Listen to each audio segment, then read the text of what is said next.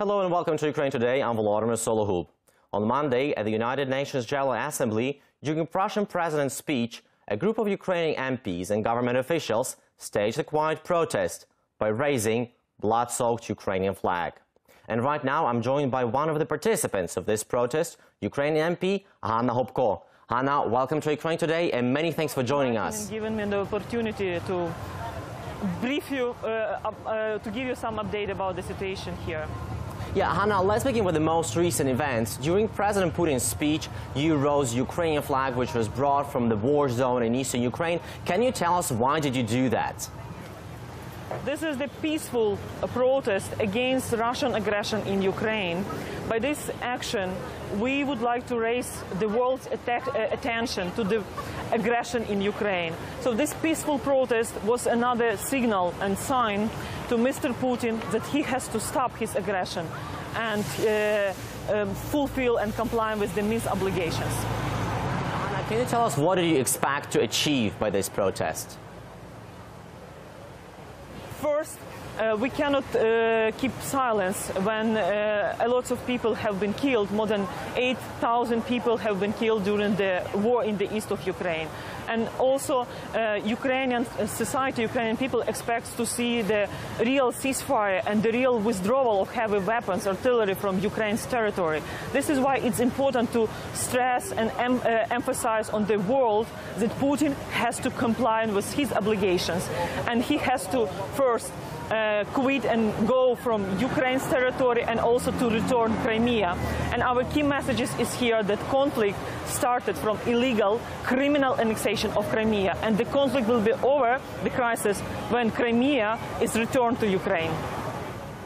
Ганна, you had very little time to exercise your protest. As soon as you and your colleagues rose the flag, you were approached by the UN security and you were escorted outside the GA room. Did your protest have any effect?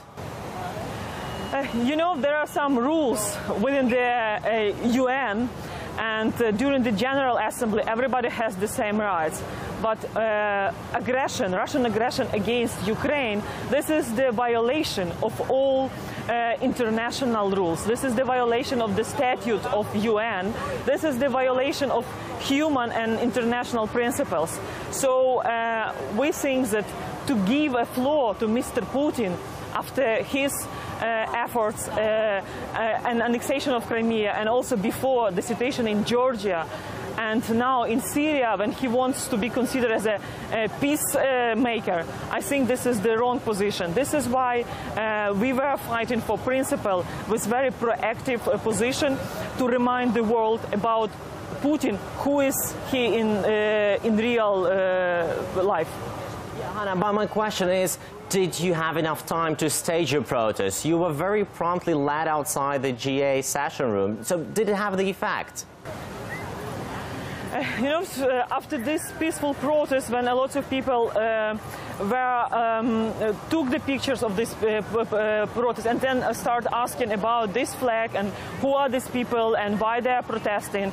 And today I got a call from journalists from British, French media. So I think that we achieved our goal. We raised the world's attention to the problem in Ukraine, because the key for us is to make Ukraine situation as a priority of foreign policy of the global geopolitical players. Hanna, can you tell me the story behind this flag? I understand it's not a mere flag from eastern Ukraine. What's the story behind it? This is the story of this flag. When flag survived during the fighting in the east of Ukraine, and unfortunately people were killed by Russian soldiers. And this flag, this is the symbol of the victims killed during the Russian aggression, and also this flag that Ukraine will survive and Ukraine will win. against the Russian aggression. And this is also another message to the global community. We have to stop Putin, because Putin is very unpredictable, and he will not stop unless he is stopped. And this requires the transatlantic unity, solidarity, and during the General Assembly of 70th anniversary, and Ukraine is one of the co-founders of UN, so we remind the world about international rules and international order that was violated by Mr. Putin. Ганна, can you tell us what happened after you were led outside the GA session room? What did the security tell you? Did they tell you that you violated some sort of internal regulations of the UN?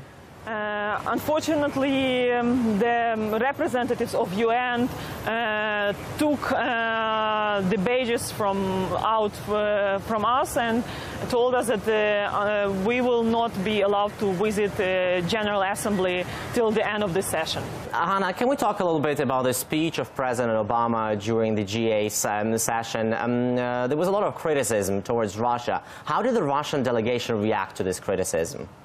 I think that Obama's speech was very strong, and he supported Ukraine, and he mentioned sanctions as a reaction against aggression and Russian action in Ukraine. So Russian delegation and Mr. Putin show up just after the speech and before the Chinese representative speech at the General Assembly. What about the Ukrainian delegation? Did you hear from President Obama the messages, the key points which you were hoping to hear? The good signs that state secretaries carry before this Obama speech, he came to our president, Mr. Poroshenko, and they had like a 1-minute talk about the situation, and then Obama started his speech. And also for us it's important the meeting between Obama and Poroshenko, and we invited Obama to visit Ukraine during his visit to Europe, and this is the key for us, that Obama's visit will be a real sign and real message to Mr. Putin that the United States, as one of the key geopolitical players, is and strategic partner of Ukraine, supports us. Well, Ганна, that's the big news. Any indication whether the Obama administration is willing to accept this invitation, whether President Obama is indeed going to come to Ukraine anytime soon? Yeah, but we do hope that Ukrainian community here, Ukrainian advocates, Ukrainian embassy in United States will advocate for Obama's visit to Kyiv, and before our ambassador, Mr. Charlie, and Ukrainian president, they expressed their invitation to the American side that Ukraine is in priority among all another situation in the world, and Ukraine is a top priority. This is why, without solving the situation in Ukraine, another conflict resolution will be not possible. And Ганна, can you tell us how is the overall visit of the Ukrainian delegation to the UN going on so far? There was a number of high-level meetings planned for President Poroshenko. Did they take place? What are the outcomes of these meetings? The General Assembly, it's a good opportunity to meet with world leaders, and yesterday we had meetings with Chancellor Angela Merkel, also with Prime Minister of Britain, Mr. Cameron. Today was President of Polish President, Mr. Duda. So it's a good chance to strengthen Ukraine's position and to push Russia to comply with Minsk obligations, to to leave Ukraine and withdraw by withdrawing heavy weapons, and to comply with Minsk obligations. So Ukrainian delegation has lots of meetings with top politicians of the world.